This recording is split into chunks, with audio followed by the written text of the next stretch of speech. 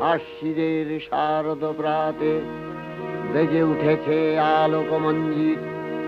ধরণীর বহিরাকাশে অন্তরিত মেঘমালা, প্রকৃতির অন্তরাকাশে জাগরিত জ্যোতির্ময়ী জগন্মাতার আগমন বার্তা। আনন্দময়ী মহামায়ার পদধ্বনি অসীম ছন্দে বেজে উঠে রূপলোক ও রসলোকে আনে নবভাব মাধুরীর সঞ্জীবন। তাই আনন্দিতা শ্যামলী মাতৃকার চিন্ময়ীকে মৃন্ময়ীতে আবাহন।